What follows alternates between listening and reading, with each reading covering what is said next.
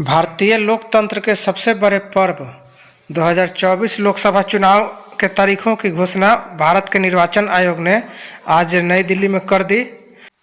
तो आइए जानते हैं कब कब मतदान होंगे और मतों की गिनती कब होगी, क्योंकि 17वीं लोकसभा का कार्यकाल 16 जून 2024 को पूरा हो रहा है और इससे पहले नई लोकसभा यानी 18वीं लोकसभा के गठन की प्रक्रिया पूरी करना जरूरी है। तो चलिए देखते हैं कितने चरण में कब कब चुनाव हो रहा है। चुनाव 7 चरणों में होंगे और सभी सीटों के लिए मतों की गिनती 4 जून को होगी। पहला चरण 21 राज्यों की 102 सीटों के लिए 102 लोकसभा सीटों के चुनाव होंगे। 20 मार्च को गजट नोटिफिकेशन जारी होगा। 19 अप्रैल को प्रथम चरण का मतदान होगा। दूसरा चरण 13 राज्यों की 89 सीटों के लिए चुनाव होगा। 28 मार्च को गजट नोटिफिकेशन जारी होगा।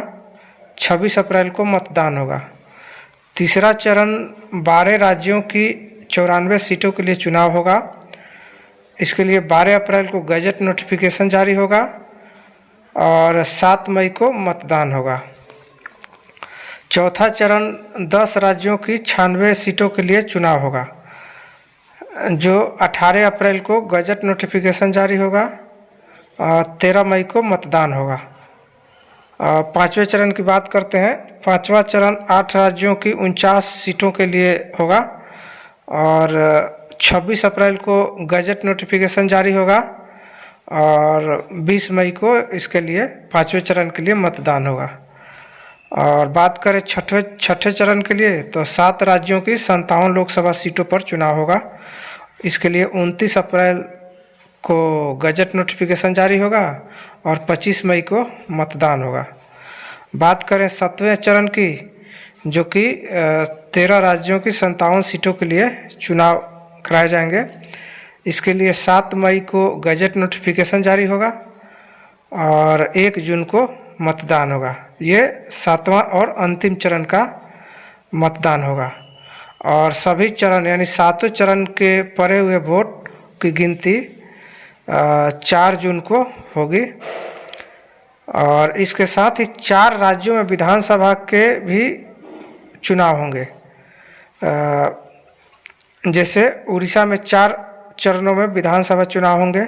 यहाँ 13 मई, 20 मई, 25 मई और 1 जून को वोट डाले जाएंगे। इसके बाद अरुणाचल प्रदेश की बात करें तो विधानसभा चुनाव के लिए नोटिफिकेशन 20 मार्च 2024 को जारी होगी और मतदान 19 अप्रैल 2024 को होगा। राज्य की 60 विधानसभा सीटों पर एक ही चरण में चुनाव होंगे। उसके बाद बात करें सिक्किम की, तो विधानसभा के लिए एक ही चरण में सभी 32 सीटों पर वोट डाले जाएंगे। नोटिफिकेशन की तारीख 20 मार्च और वोटिंग 19 अप्रैल को होगी। और आंध्र प्रदेश की बात करें तो सभी 175 सीटों पर चुनाव के लिए 18 अप्रैल को नोटिफिकेशन जारी होगा और 13 मई को वोट डाले जाएंगे। इसके अलावा अलग अलग राज्यों की 26 विधानसभा सीटों पर उपचुनाव भी होंगे। अब एक नज़र हम डालते हैं इस बार 2024 के लोकसभा चुनाव में वोटरों की संख्या कितनी है वो देख लेते हैं। कुल 96.8 करोड़ पंजीकृत वोटर हैं इस बार, जिनमें 47 करोड़ लगभग महिलाएं हैं और 49.7 करोड़ पुरुष वोटर हैं। इनमें 1.89 करोड़ पहली बार वोटर्स हैं, पहली बार वोट डालेंगे और 19.74 करोड़ युवा वोटर्स हैं जिनकी उम्र 20 से 29 साल की है। इसके अलावा 1 जनवरी 2024 को जिनकी उम्र 18 साल नहीं हुई थी उनका भी नाम जोड़ा गया है वोटर लिस्ट में। चुनाव आयोग ने ऐसी सुविधा दी थी। इसमें 13.4 लाख ऐसे आवेदक हैं जो 1 अप्रैल 2024 तक 18 साल के हो जाएंगे और वो पहली बार वोट दे सकेंगे। इसमें 88.4 लाख दिव्यांग भी हैं, 82 लाख 55 साल से अधिक उम्र के और 48,000 ट्रांसजेंडर भी इसमें शामिल हैं। 85 साल से अधिक उम्र के लोगों के लिए घर से वोट करने की सुविधा दी गई है। इसके लिए मतदान कर्मी उनके घर पर जाकर उनका वोट रिकॉर्ड करेंगे। स्वच्छ और पारदर्शी चुनाव संपन्न कराने में जो बाधा बनते हैं, जो तत्व बाधा बनते हैं, उस पर चुनाव आयोग ने अपनी चिंता भी जाहिर की। ऐसे चुनौतियों में, 4 चुनौतियों में, जैसे muscle power, money power, miss information, आचार संहिता का उल्लंघन, ये 4 चुनौतियां चुनाव आयोग ने बताए। चुनाव आयोग ने कहा कि चुनाव कराने वक्त आयोग के सामने 4 बड़ी चुनौतियां होंगी।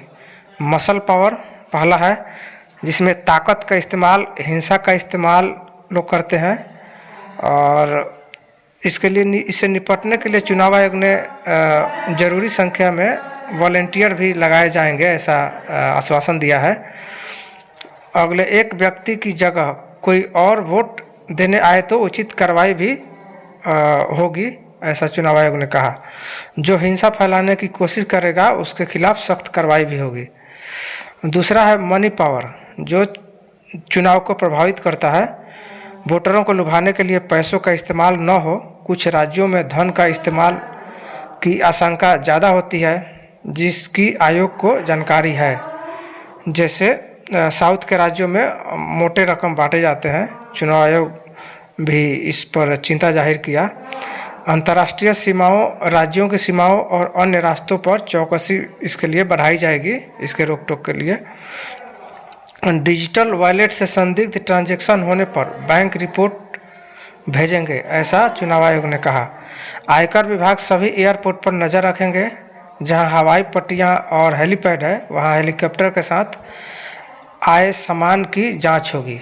रेलवे स्टेशनों पर भी जीआरपी, आरपीएफ के जवान नज़र रखेंगे। और तीसरा जो चुनौती है लोकतंत्र के लिए स्वच्छ चुनाव संपन्न कराने में, मिस इन्फॉर्मेशन, गलत सूचना, अफवाह, जैसे वोटरों को प्रभावित करने के लिए किसी तरह की भ्रामक जानकारी फैलने से रोकना। भ्रामक जानकारी वाले सोशल मीडिया पोस्टर के खिलाफ कार्रवाई की जाएगी। और सोशल मीडिया में किसी भी आलोचना करने की पूरी आज़ादी है, मगर आप फेक न्यूज़ नहीं फैला सकते, ये ज़रूरी है। नहीं तो लोग फेक न्यूज़ देखकर भी उस पर उतावला हो जाते हैं और हिंसा के लिए अपना कदम उठा लेते हैं। इससे अव्यवस्था पैदा हो सकती है।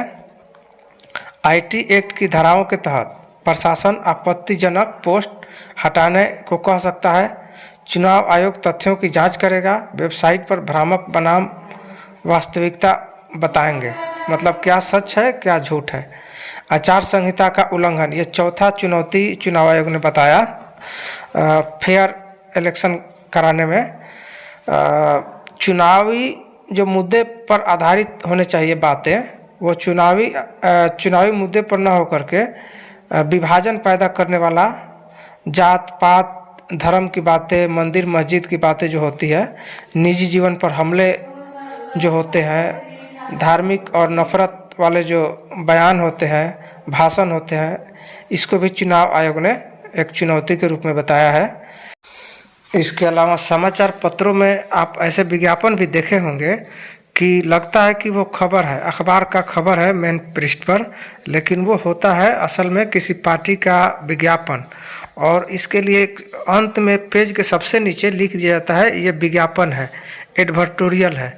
लेकिन जो जनता है, जो पाठक है, समाचार पढ़ते हैं, उनको लगता है कि ये खबर है, और इस तरह से भ्रम में डाला जाता है कि इस पार्टी को इतना बढ़त मिल रहा है, इस पार्टी का इतना समर्थक है, फलना पार्टी हार रही है। इस तरह से भी मतदाताओं को मिसलीड या भ्रमित किया जाता है, धोखे में रखा जाता है। इस पर भी निर्वाचन आयोग का नज़र है कि ऐसा हम नहीं होने देंगे। निर्वाचन आयोग ने ऐसा कहा।